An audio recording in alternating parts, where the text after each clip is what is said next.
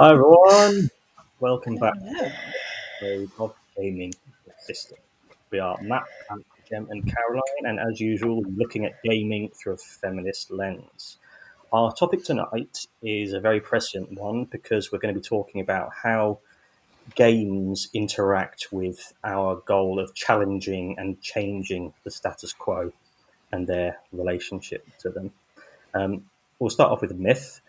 Uh, it is a myth that gaming is a small thing done in back rooms by boys and nerds.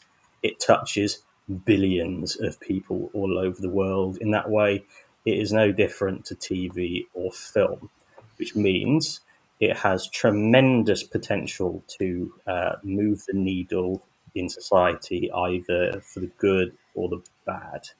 Um, we're going to start off with the question that I was very, very proud of and pleased of, because we're going to ask, does art imitate life in games, or does life imitate art?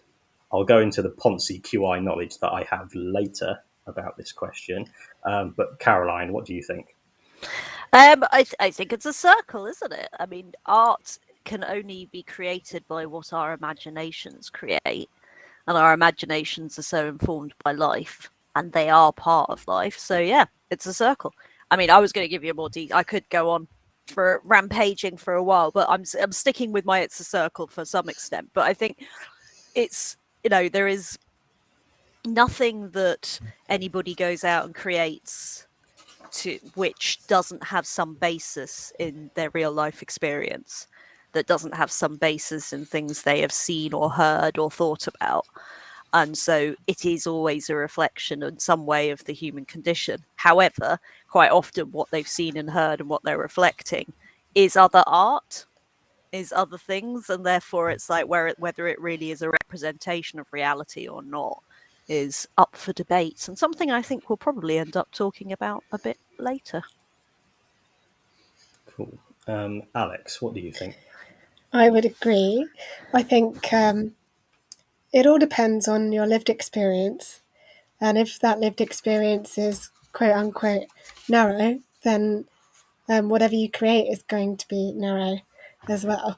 So if you have an experience that's full of diversity and different ideas and different perspectives, then those perspectives are going to be reflected in whatever art you create. Likewise, if you surround yourself with people who share one opinion and have that same opinion and it's not challenged, then it's going to reflect that in whatever you create as well.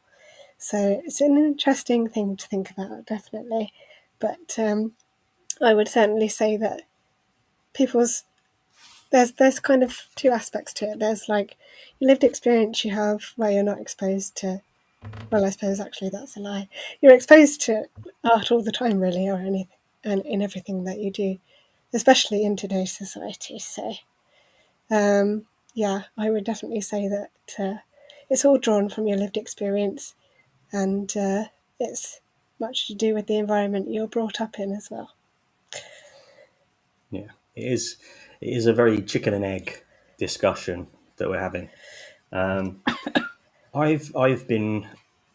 It's yeah. It's I love philosophical questions, and the reason I wanted to talk about it in this way is that gaming is such a brand new phenomenon in terms of it's expanded from a very small base of people who engage with it to a tremendous base, and I wonder if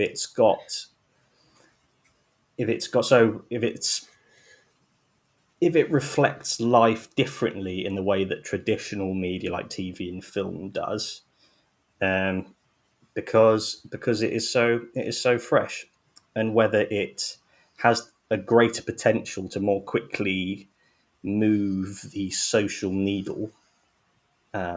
Again, that needle is something that Jem and I have workshopped something in the shadows that we will be exploring later on. So be excited for that. Jem, what do you think about art and life imitating each other?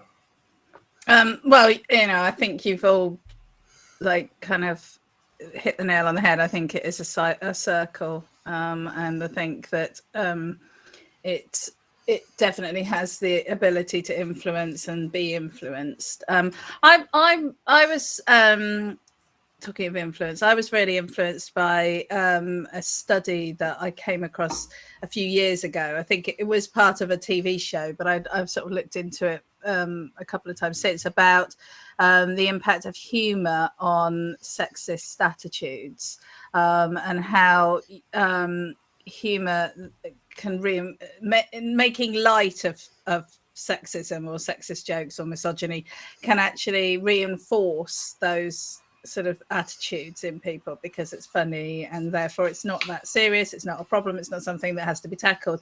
And I'm not sure if any studies have been done in sort of extrapolating that, but I'm intrigued as to what that says about games, because I don't think there's such a big difference between the lightheartedness of a joke and the lightheartedness of playing a game. So I think that that the power of games to influence general attitudes is something that we shouldn't necessarily dismiss, because I don't think it's the same.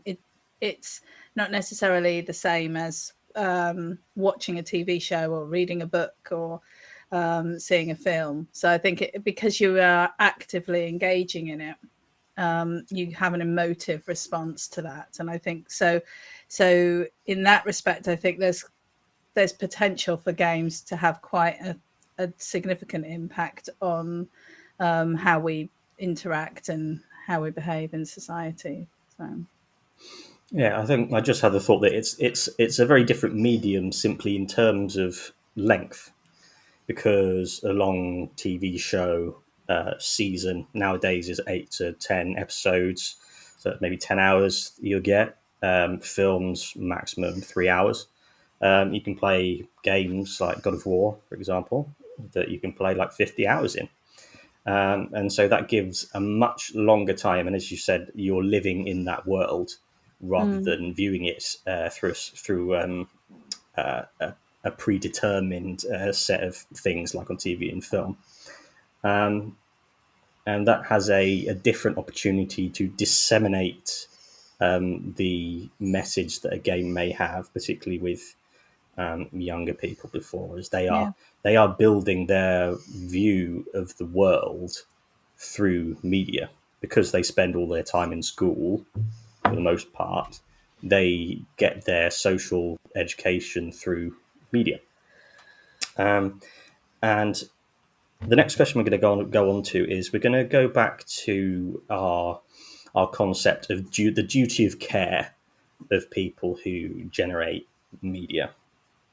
Again, I'm going to go back to Jem and say that was her phrase that always sets me off thinking about that.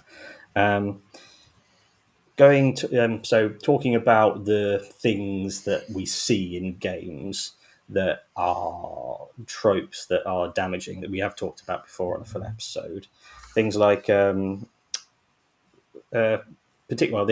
is a lot more to do with TV. It's the fetishization of violence against women.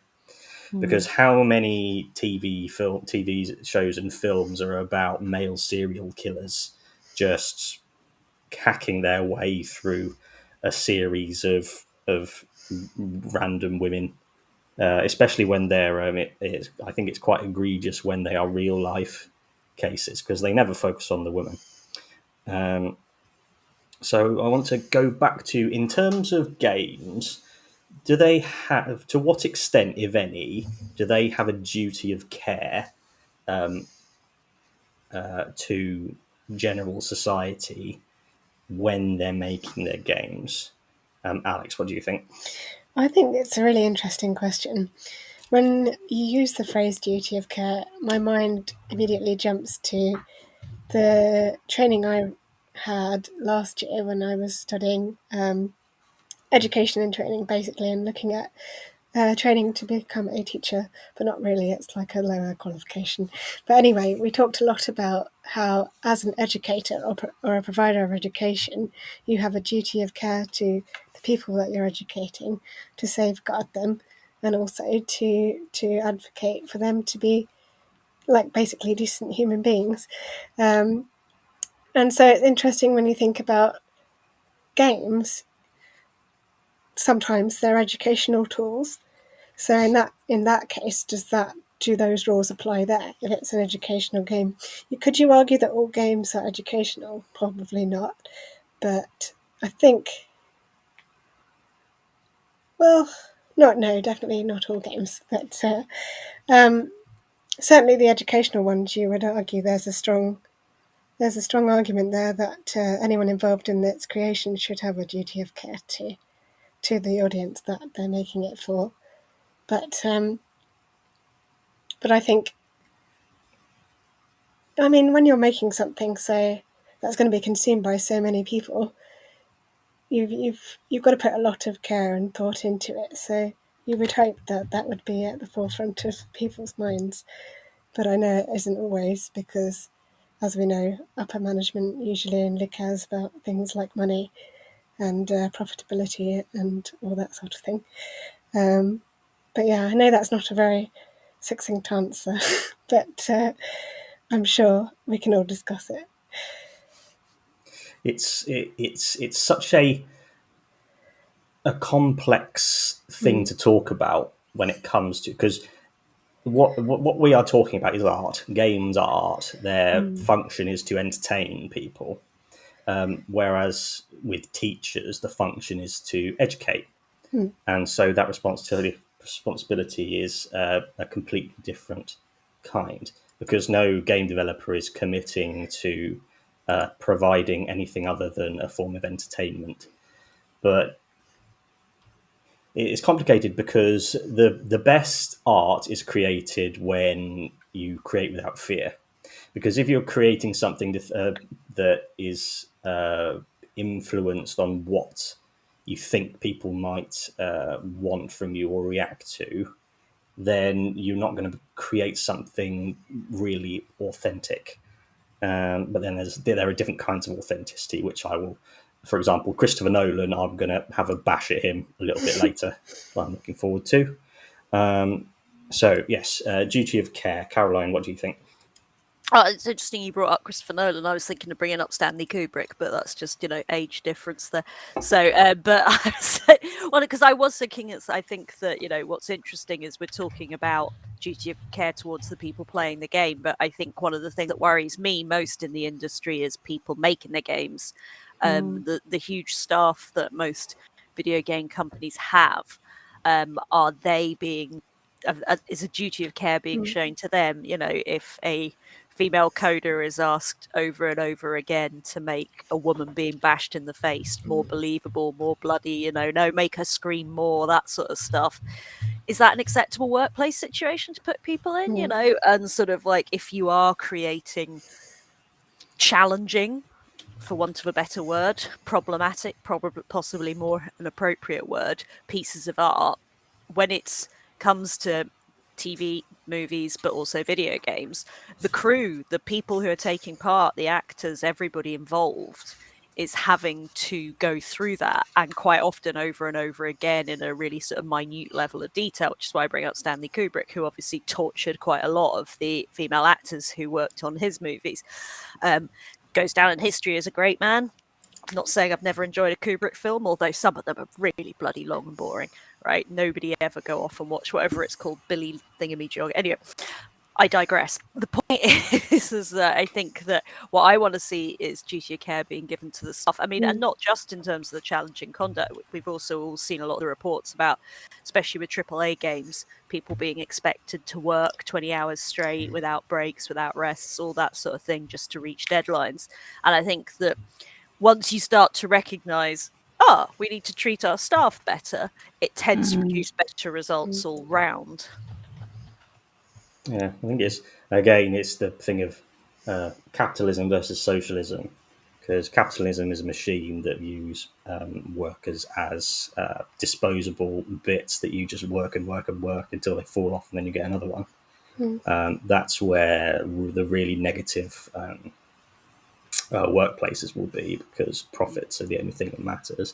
Whereas in a place where the system is socialist, like those lovely Scandinavian countries, it's the work first. Then when you can do that, everyone can relax and create without actual tangible physical fear, let alone the fear of being judged for what your creation might be. Jem, what do you think about the duty of care? Well, coming to Caroline's point, actually, it's interesting because I was looking up Stray, which we were all quite keen to play, which is where you play from the perspective of a cat, and apparently that's been delayed to 2022 because of well-being for the staff, because they don't want to put the team under that kind of pressure. So it's Blue 12 Studio is the developer, and the publisher is Annapurna Interactive.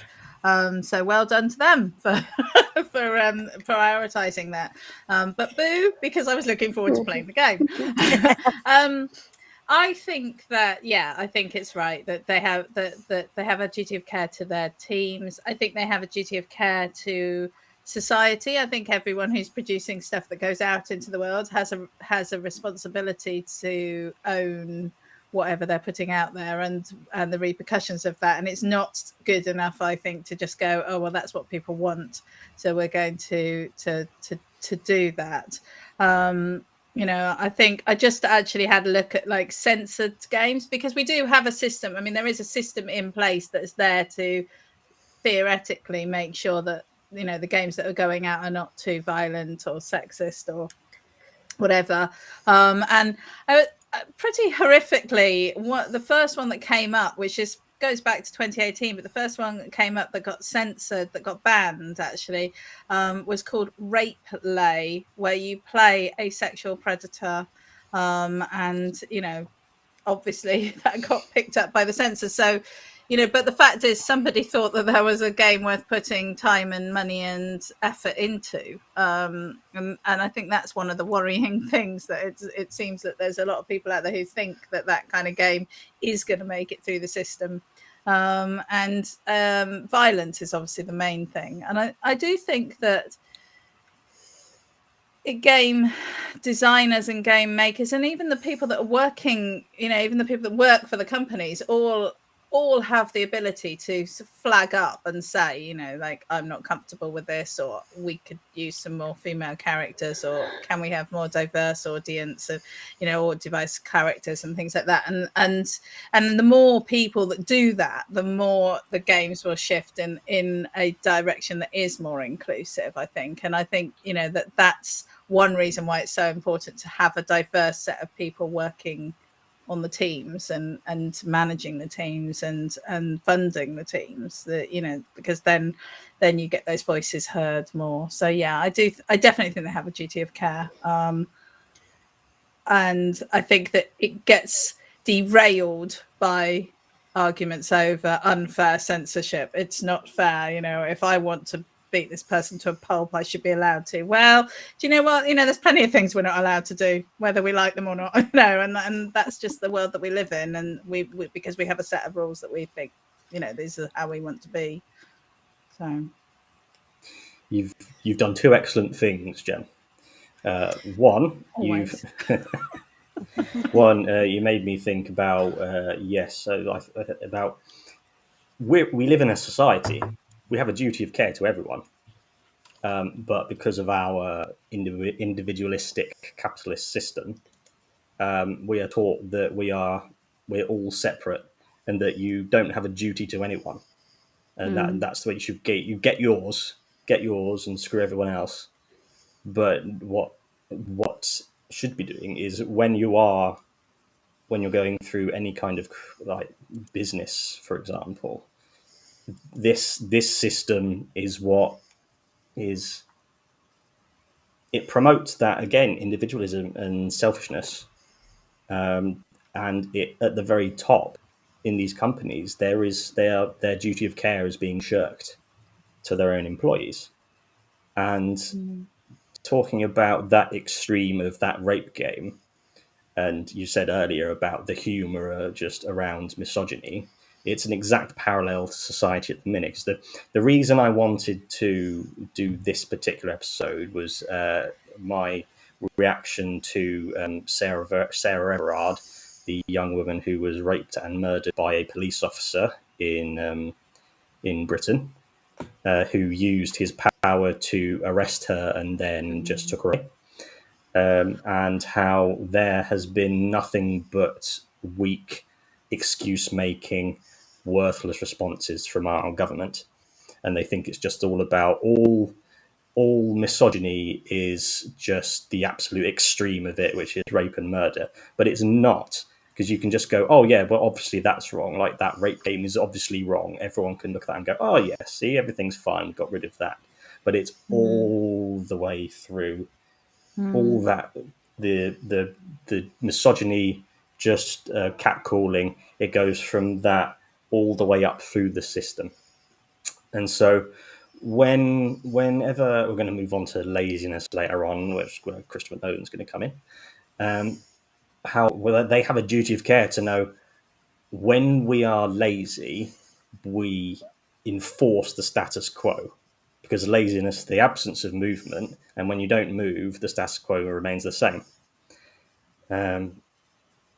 So yeah, I want to. So that duty of that was a really interesting conversation. It's all. This is a very nuanced episode, I hope. After that little bit of heaviness, I'm going to have a fun QI fact. Do you know who said life imitates art? I don't know. No. Anyone? No. Caroline knows. If I was in a pub quiz situation and had to write down a guess, I would have put Oscar Wilde, but I don't know for a fact. And I've driven Jess out of the by guessing. So. Well, this was a quiz. You would get a point. It is Oscar. Yay! Wilde said quippily that life imitates art. But do you know who said art imitates life? Matt. Can I get a second? Me. I came up with it myself. Yeah. Just this morning in the shower. Yes. I'm guessing Grayson Perry. Sorry, this is just a quiz for me now. I'm guessing Grayson Perry. No, the answer is Aristotle. Oh. The two sayings are 2,000 years apart, which influenced my thought that life imitates art is maybe more prescient, is because there have been 2,000 years worth of art since Aristotle made his theory. Okay, next section is how do we promote developing games that move the needle of society significantly towards a more progressive society without it becoming censorship?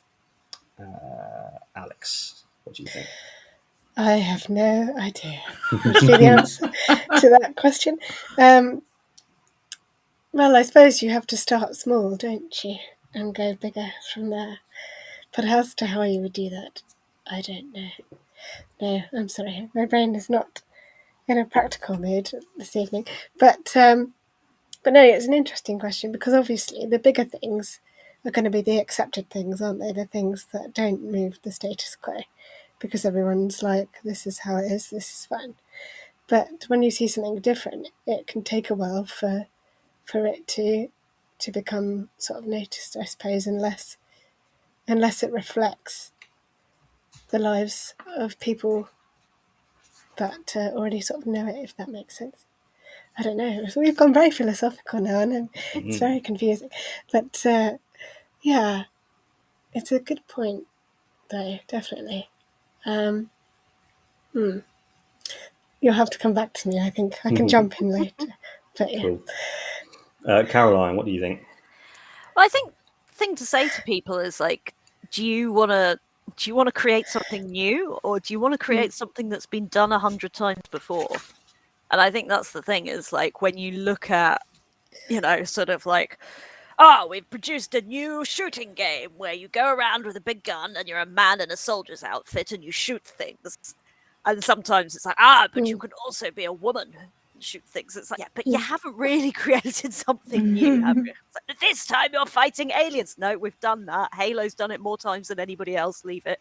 And I think that when you just want to say, like, let's create something new, why would you just want to recreate the same thing that's been done over and over again? Why would you want to go over that as anybody who's trying to challenge themselves to create some new art, some new stuff? And so progressive literally means moving forward. You know, that's talking about, we're not talking about, you must accept our values. You must all agree to us as we are the evil Antifa ideological. I got carried away and then I forgot. Like I can't do an impression of somebody who thinks like that apparently, so I just had to stop. But why would I just can't understand when you see, like, when we watched all the E3 trailers earlier in the year. Yeah. There was so many games that I was like, yeah, I don't need a new version of that. No, I don't need a new version of Daytona Racing. I don't need a new version of COD. I don't need a new version of this. I'm looking for something new. And I think that games audiences are savvy and do want something new because they know that, you know, anything that's a poorly recreated version of a game that's already been perfected in some way isn't worth having. So I hope that the desire to do something new pushes us in progressive directions. Yeah. I find this is I'll just say it, put up Daniel's comment, which is... Yeah, he stole it. He stole my idea. Just keep talking. Yeah. That is our raison d'etre. Indeed. Again, it's that the celebration of mediocrity comes in again very much here, because there are some challenging and expansive things, but the idea of that you're breaking boundaries and going into new space is often judged by the room full of white cisgender men creating it, saying this is in our experience, this is the most awesome brand new thing we've ever done. And we're almost to my Christopher Nolan diatribe. We'll put that in the next question. Jem, what do you think? What do you think about censorship? And well, I mean, yeah, no, I agree. I agree with what Daniel said. Actually, I think that the key is to just keep talking about it, and I think it's to keep raising the issue, and also and I think that's what one of the things that we try and do here is to try and encourage more people who feel that gaming isn't for them because it is just, you know, so violent or it's so misogynistic or whatever. I think it's a way to bring more people into the gaming world, because, you know, just like they're finding with the movies, you know, if you do films with strong female characters, people do actually quite like them. People will still pay for them.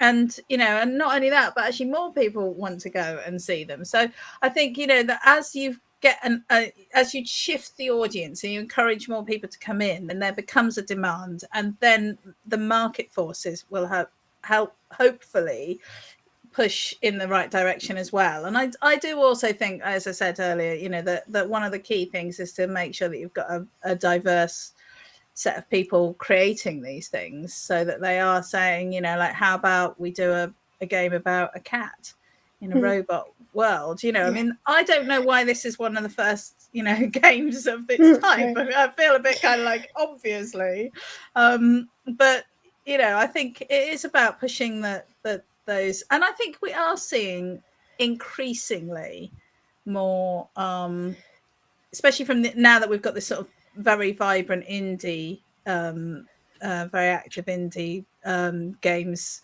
industry. I think, you know, we are seeing games that are kind of pushing the envelope a little bit and trying out different things, and then suddenly they become this massive hit, and they're like, oh great, you know, and then we find, you know, then we get another 10 that are all the same. But you know, that is starting to happen. So I think talking about it is probably the key thing. This conversation reminds me of the film Big. Has everyone seen Big? You know, when the Tom Hanks movie. Yeah.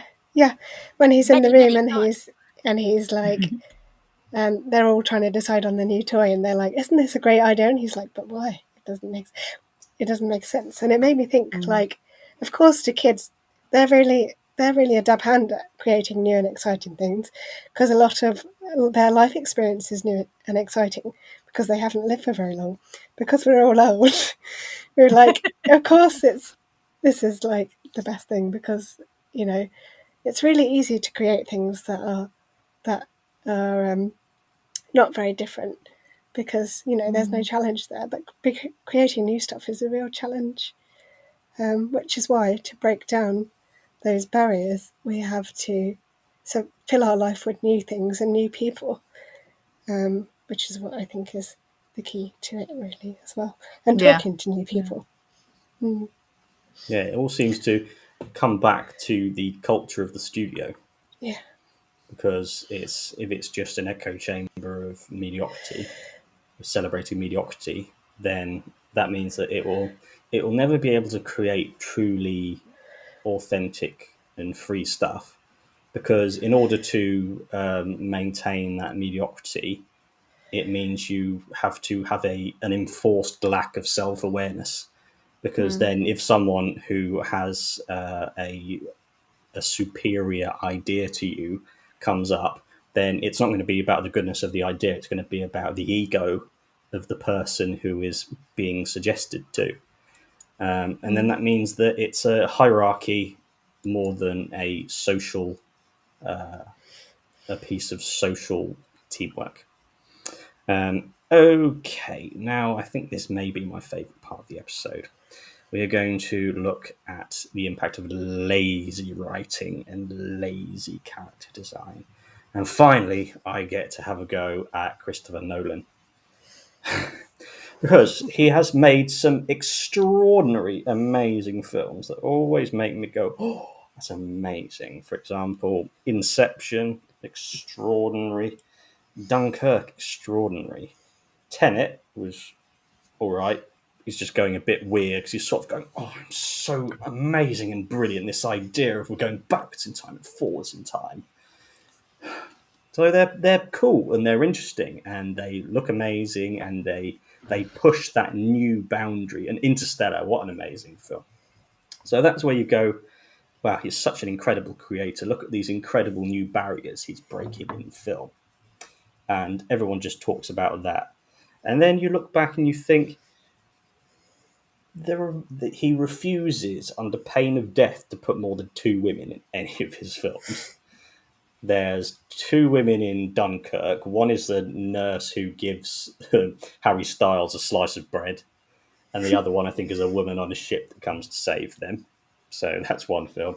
Then there's Inception. You've got Ellen Page, who is just basically has no character, and who basically gets sexually assaulted by Joseph Gordon-Levitt as he goes, "Kiss me." Go, what? Oh, I thought that would work in distracting them. And she goes, rather than going, "You, fuck you," which is what probably would happen. And then there's Marion Cotillard, who is the psycho wife of Leonardo DiCaprio, just there to be his motivation for why he's so troubled and angst filled. And then everything in Interstellar, Anne Hathaway is only going to look for her husband, and the Jessica Chastain is 100% she does all of it because she has daddy issues. And then Tenet, you've got the tall, elegant, beautiful swan lady, and she's excellent actresses, but then she's just the abused wife, damsel in distress. So you can be extremely visionary in one way, and then completely pathetically small-minded and lazy in ways that would actually make a tremendous impact on society. So I wanted to scream that from the rooftops forever. So now we're going to bring it from Christopher Nolan into, well, I think his brother has written some films, so that's a tangential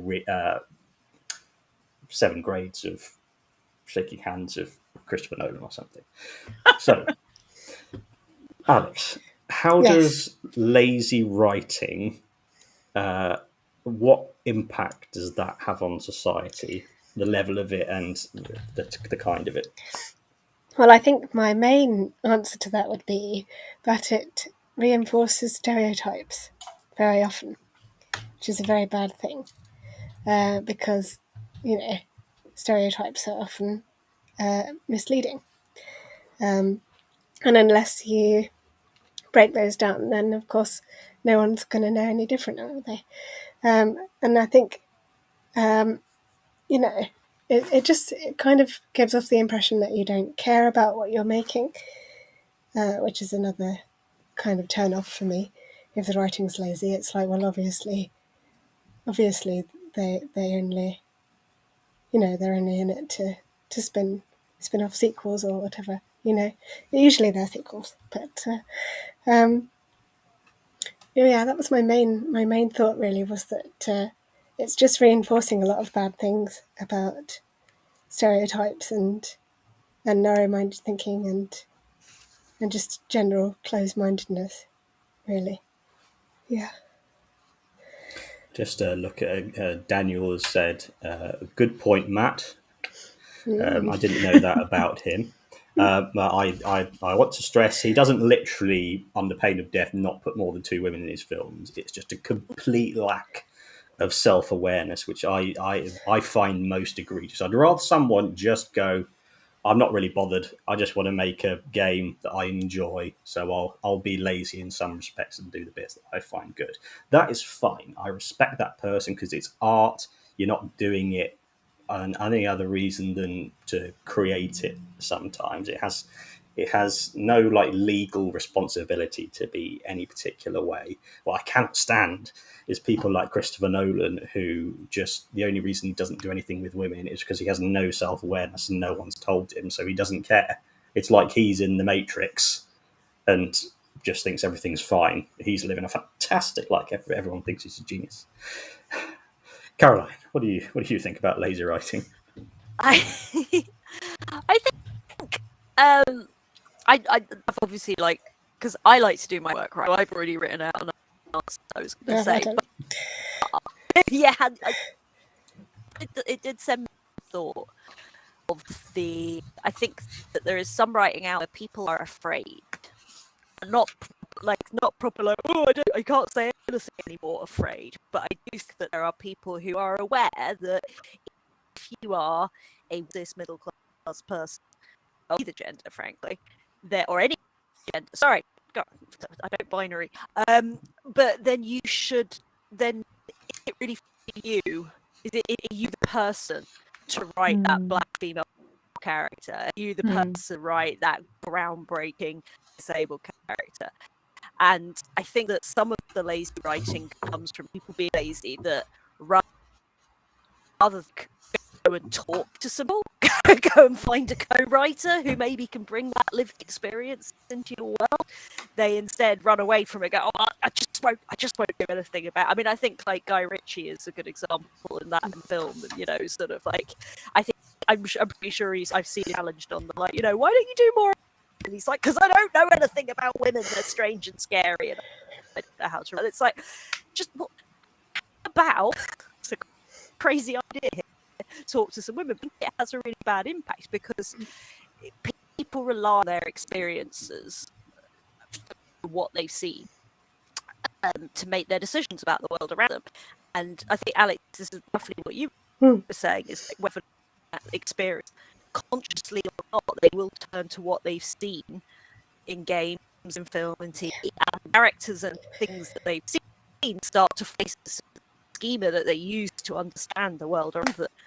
And when you have lazy writing, it means that people have got lazy schema in their head and are using that to form their ideas about the world. So yeah, I think that's where the dangers of lazy writing is, that it's putting it reinforces those stereotypes, but also people then use those, because people are terrible at when you say well, that's not really how the world. I mean, I put a tweet up the other day, and very rarely do my tweets get more than 5 or 10 likes, or whatever. But I got a 300 liker. I was like, yeah. With a 3 comes, the mansplaining, and it was about how unpaid care than other people, and this guy was like, I do the care in my house. It's like, that's nice. That's literally, that's fine.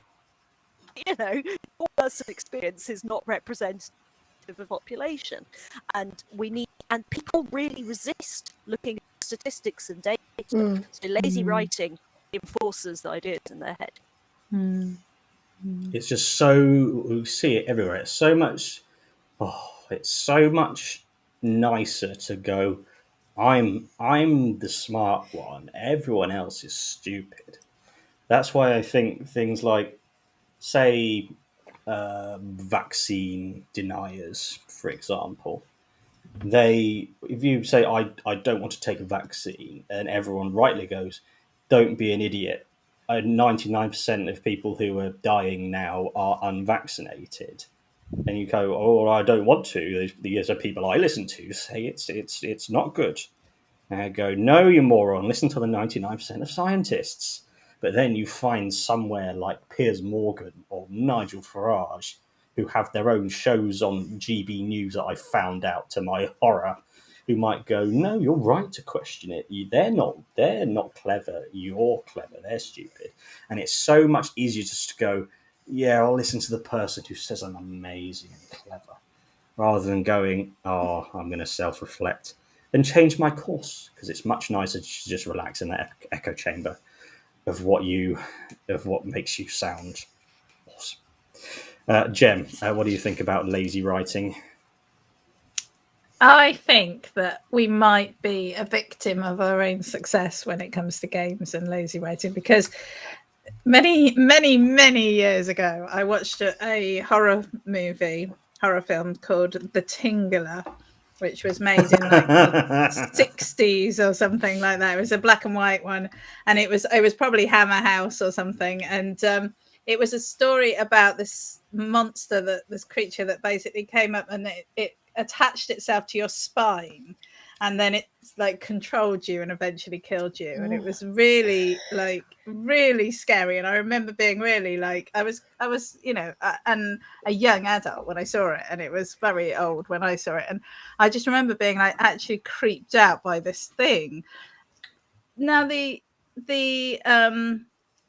tools that they had, I mean, when you actually saw the creature, it was so rubbish because it had basically been made out of papier mâché, and like it's just also, it didn't look real at all. And I think, and I mean, by today's standards, it would be awful.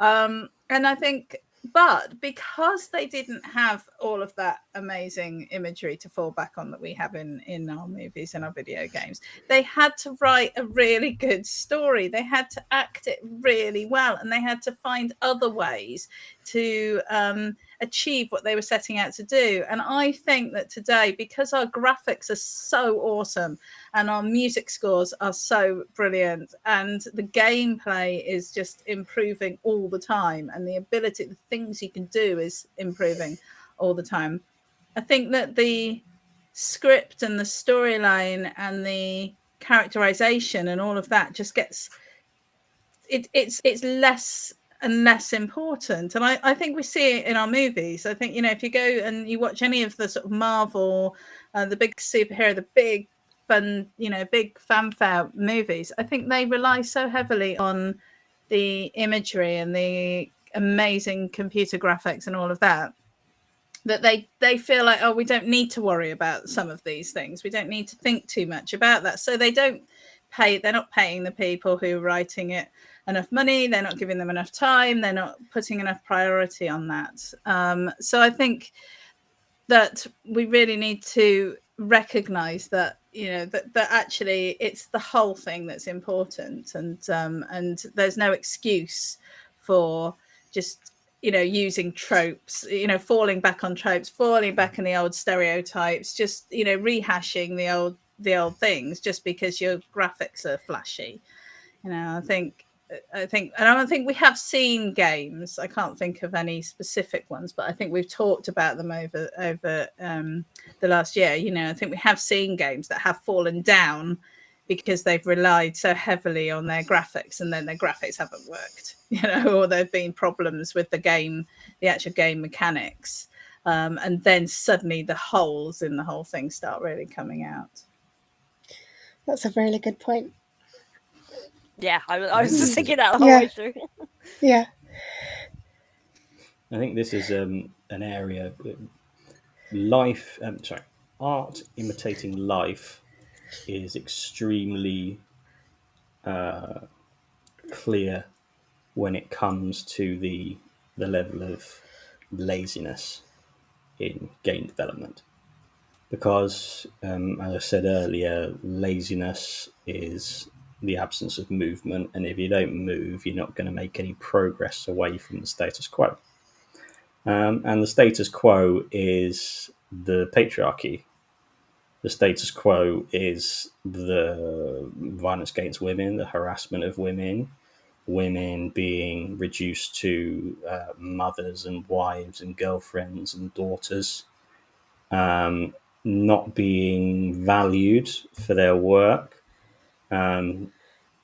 Earlier on, Jem, I think you mentioned that the Twitch streamers, only 3 of the top 100 earners are women because It was they. Caroline. Oh, was that you, Caroline? Sorry, stolen valor. That sex workers on the site aren't included, and how that women are thought of as they're either mothers or sexual things, and So that's Madonnas or whores. Madonnas or whores. Yeah, yeah. You want what is it? A whore in the kitchen and a chef in the bedroom. The other way around. Might be the I think it might be the other way around. Yeah. But, you know, don't like whatever tickles your fancy. Yeah. Yeah. So it's so when things are lazy, they add to the problems in societies, particularly for women. And so that I think that laziness does have a tangible impact, and it comes down to self-awareness. I think that feminists probably make better games because you need to have, I think particularly for men, you need to have an extra layer of self-awareness in order to go, oh yeah, this, I'm not where I am purely because of my merits. I do have a system that is built in a hierarchical fashion at which I have been placed much higher by virtue of my birth and my class level. And to be able to take your ego out of the equation and say, I'm not superior to this person because they are somewhere else on this totem pole. And the more self-awareness you have, then you have the ability to move your perspective from that foundation. Because I've just had the idea that the patriarchy and the status quo is the foundation of when someone writes lazily, they are making that status quo the foundation of their world. And so they're not creating anything particularly groundbreaking because they're going in a very narrow direction, building on top of this status quo foundation. So is it any wonder that so few games and films, Christopher Nolan, are able to shoot off in that direction because they go, this is the world as it is. It couldn't be any different. This is just the way the world is, like you said, Alex. And we're going to be amazing in this way and just ignore the rest of it. Okay. So how long have we got left? We've got about 15 minutes. Okay, I really like this question. Why do so few games take true, bold, innovative risks that move the needle from the status quo in the direction of a feminist utopian future? I think I'll go with, Caroline, you can go first. Well, I know the answer to this one. It's money. It's the fact that they need to get money from very boring studios and companies that aren't willing to give money to people who try things that are a bit risky. There is, I know I went on before about Mythic Quest, Raven's Banquet, the TV show on Apple TV. There is a frankly beautiful episode of that still nobody quite knows why it was, what happened, but it's just a beautiful standalone episode that goes back to the 90s. Shows a woman and a man trying to get a game published that is very different from sorry, spam comments in my face. there's a woman and a man trying to get a game published that is very, very different from the norm, that is completely different. And it shows like how just that is, it was impossible then, and I suspect to some degree it's impossible now. You know, you're right, there are indie developers, there are easier to make games yourself. I'm pretty sure like RimWorld was completely created basically by just sitting on his own in his room doing that, you know. But mostly I'd say the answer is money, money, money. Mm-hmm. Yeah, Money. money makes the world go round. It does. Unfortunately, just we have again. I went to so there was the Labour Party conference the other week, I think, and our country is basically going in the direction that America has been in, which is terrible. A terrible idea. You've got the terrible party, the Tory party, and then rather than they don't want a strong opposition, they want a compliant, weak opposition, because then that's good for business of the powerful and the wealthy. But there was sort of an anti-Labour conference that was the socialist wing of the party with Zara Sultana, Jeremy Corbyn, a woman called Nina Turner, who's a progressive from America. She came over and she's like the queen of progressivism in America. She would definitely have been Bernie Sanders' vice president. And you go there, and it's like a beer hall with everyone going, we're going to get social rights. We're going to get everything right for trans people, gay people, immigrants, all the awesome stuff that we all want. And damn it, I've lost my train of thought. But basically, so that was the good stuff, the brave and the bold way to be going. But that is difficult. Jem, why do you think they take so few bold risks? Well, I think Caroline's right. I think it always comes down to the money because it is an expensive process. I think also, as Caroline said earlier, there is this idea. I think that people who are actually trying to push, like that's how I like to think about us. You know, we're trying to push that envelope a little bit. I think we feel more confident around these issues, but I think people who are sort of like maybe a few stages further back in the thought process do feel lack of confidence in actually what they should be doing and how they should be doing it, or maybe they're not even aware of it. I mean, that's the other thing, is that in order to fix problems, you have to recognize that they're there. And many conversations with who are, you know, perfectly intellectual people who recognize that there is still an issue with equality. They don't understand that, you know, Sarah Everard was not murdered by a random, you know, bad Paul in the police force. You know, she is a victim of an epidemic of violence, and they don't realize that when they say, you know, oh, but more men are murdered than women, they don't recognize that, yes, we think it's okay to people. This is a problem with our society, and there are so many people out there who just don't even get that. And it's not because they're evil or they're idiots or they don't care or any of those things. It's just they just don't understand. It just doesn't gel with their world, their way of seeing the world, their worldview, or it doesn't gel with their experiences, or what they want to see, how they want to see it. And, you know, I mean, I remember when EastEnders was running, you know, one of its many domestic violence storylines, and it ended horrifically. And I remember talking to a friend at the time, and they were saying, this isn't real, this doesn't happen in the real world.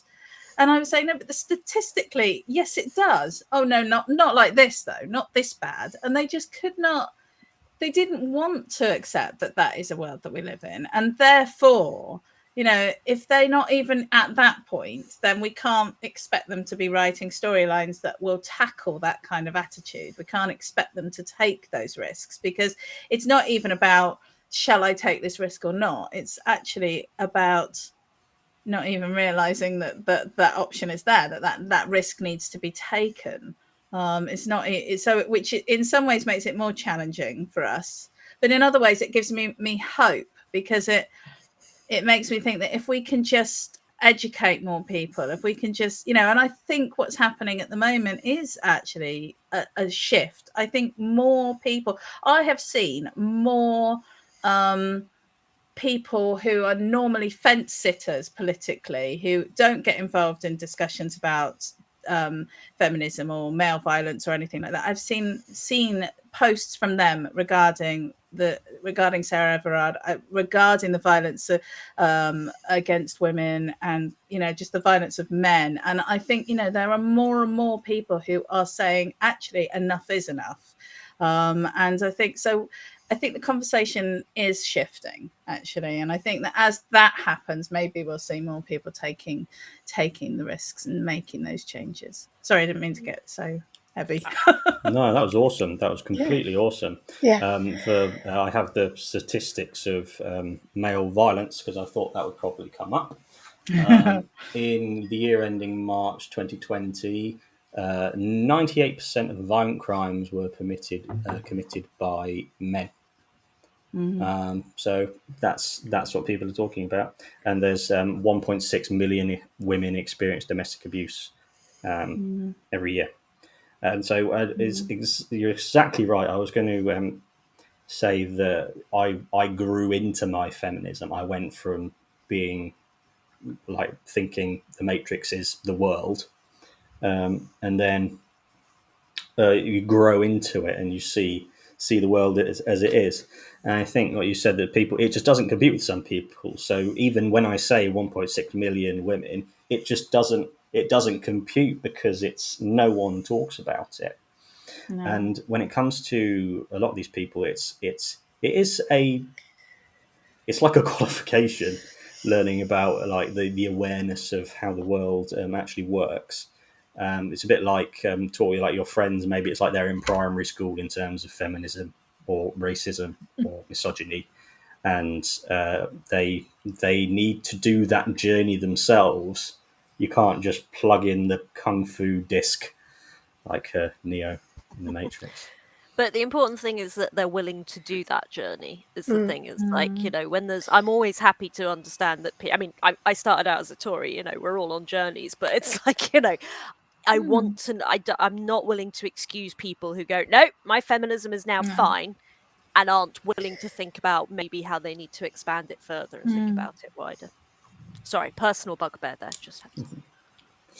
I'm going to, before we do the wild card, or should I say the brand new segment, where I'm revealing something new, I'm going to say about a wonderful thing that Martin Luther King wrote in a letter from when he was in the Birmingham jail. It's about, he calls the main problem, the main stumbling block to progress is the white moderate, who is more devoted to order than justice and advises the Negro to wait for a more convenient season. The person who is there and goes, I see the world, I see there are problems, but it's not quite right. We can't go there really quickly. We need to go there slowly and incrementally. And that incrementalism is what just keeps the status quo just powerful enough that corporations can continue to evolve slowly, so they continue to cash in on how society changes, which fortunately it's becoming generally more progressive and diverse thanks to young people, because young people are far more diverse and progressive. When it comes to creativity, I think there's laziness and incrementalism and mediocrity that's celebrated. I like the idea of bold, intentional expressions of creativity where it's deliberate, because I think the best stuff is every single area of it is deliberate, and because it's easy to be lazy, and we're all victims of it, and sometimes it's fine. You don't all have to create something perfect. There is no perfect game. Just create and enjoy creating. But as long as you have this general awareness of society and the world at large. I think it will not only make your life better and the lives of people around you better, and you'll be able to help more in the struggles, but it also make your content more diverse and give you better tools with which to create your next opus.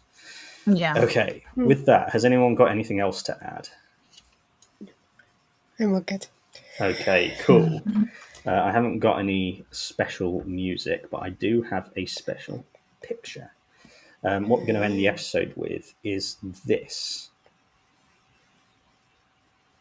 This is the Gaming the System FemPat Index title pending, because I'm not sure about the title. As my mum said, it sounds like a feminine hygiene product. So what we're going to do, I am going to assign a game that that each of you know extremely well, and we're going to put it on the index. So the index in the middle is the status quo. These are games that don't push the needle in any real direction. They just sit in the middle, not pushing it to the right or pushing it to the left necessarily. The ones that move the needle towards the feminist utopia that we all want, intersectional feminist world that we at Gaming the System want to build, the ones that take that bold action and can move the needle of society towards the better future. Now, the other side is the bad side, which are ones that proactively send a message that we want to go backwards to less progress. Okay. Does that make Matt, sense? I'm loving Matt and I did a deep dive into Resident Evil at the weekend, and we talked about this idea. I love that you've taken it and run with it. It's so good. It's brilliant. I'm really excited.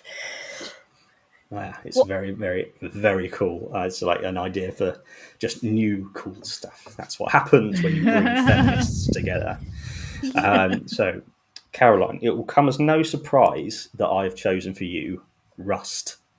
Ooh. Where does Rust belong on this spectrum, and why?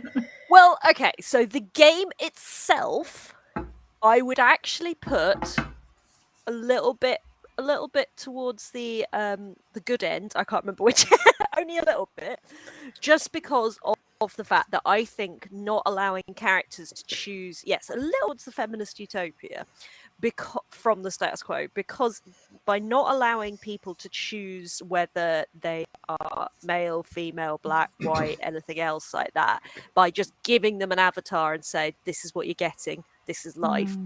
I do think that was a really bold move, and I do really like that. However, the players of Rust, the community that has sprung up around Rust, is possibly one of the most toxic communities ever, to the point where I have now made my own server last month, because I got so sick of having to deal with the shit that they have. So I'm now running a server which has a total zero tolerance on all the shit that the toxic little bastards like to throw at you. So yes, I'm putting Rust tiny little bit past the middle. Let down by the community at large. Yes. Okay. Alex, it'll come as no surprise. Lara Croft.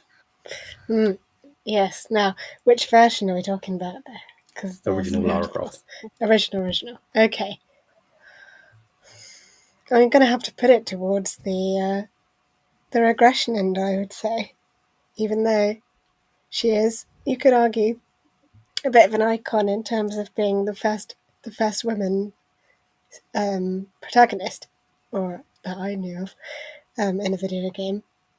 The way that the world that she inhabits, the world that she is within, is still largely built on one that discriminates against her, I would say, in that the way that she is viewed through the male gaze, and is designed for the male gaze as well. I would say that pushes it more towards the regression side of things, certainly. So yeah, I'd put it on that end of the scale, I think. Yes. Well, fortunately, I've just remembered what I was going to give Jem the game for. So I thought, rather than me giving the one that I thought of for myself, why don't the rest of you think of one? Jeez. Which that I can do, one of my very familiar games. Jem, yours is Animal Crossing.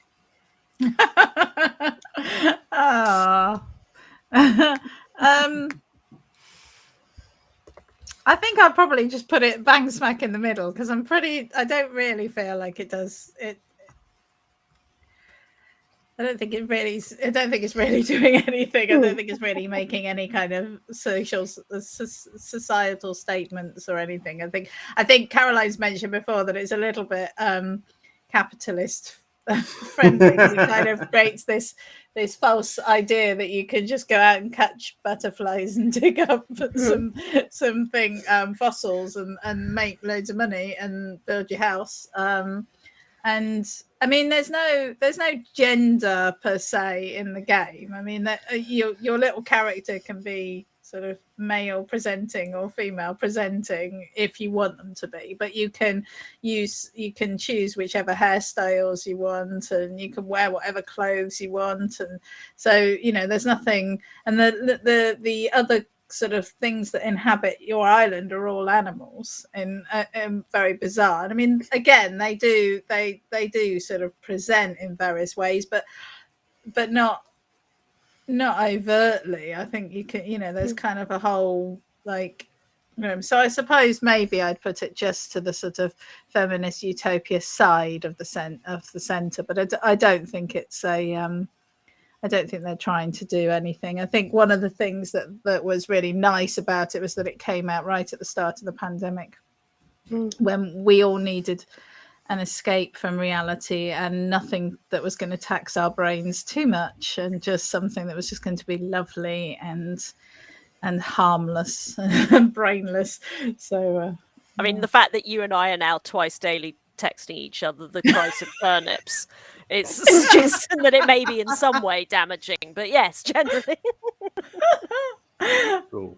We've got 1 or 2 minutes left, but by the end of the session, I want everyone who is watching to put in the comments a game of their own and where it would be on the FemPat index, the GTS FemPat index. So what game would you like me to rate? I was going to suggest Last of Us, but Oh, okay, yeah. no. Why don't you all say one, and I'll just go. Yeah. I'll just give them a quick one. I was going to go for Death Stranding. Yeah. So give me all of them. Death Stranding, Last of Us, God of War. Okay. Should we say original? We'll do like the earliest iterations of each one. So Death Stranding. Again, it's like that bit of a Christopher Nolan thing where it shoots off into the stratosphere in some ways. So I think it moves to the left side slightly into the form of feminist utopia in the middle of the status quo because of the new kind of gameplay. So like the capitalism of your one, Jem, you could argue that it moves towards the feminist utopia because it is not just another shooty game. It's one where you can relax, which is the opposite of the capitalism of the status quo. God of War, the original God of War, pretty far in the regressive way, because pretty much the only women in it have their tits out all the time, and you can have sex with them, and the reward is you get a great big load of red orbs which you use to power up, which is very very juvenile, but of course it's very fun. They've improved. And the last one was Last of Us, moving very far in the progressive direction, particularly the second one. But the first one, it was a bit less further to the left. It was pretty far to the left, and got further with the Left Behind DLC. So those are my ones. Anything else to say on the topic, anyone? Cool. In that case, thanks very much to everyone for watching. This will be going out in audio later tonight. We're pre-recording another session directly after this, which will be coming out at some point in the future. We are on most platforms. If you're watching us, please do like, share, and subscribe, and drop a comment, because that's what helps the algorithm find us. And we want more eyes and ears on our feminist gaming goodness. And if you're listening to us, particularly on Apple Podcasts, if you could give us 5 stars and a comment, again, the algorithm, we want to please the algorithm. So until next time, it's Matt, Alex, Caroline, and Jem saying bye-bye.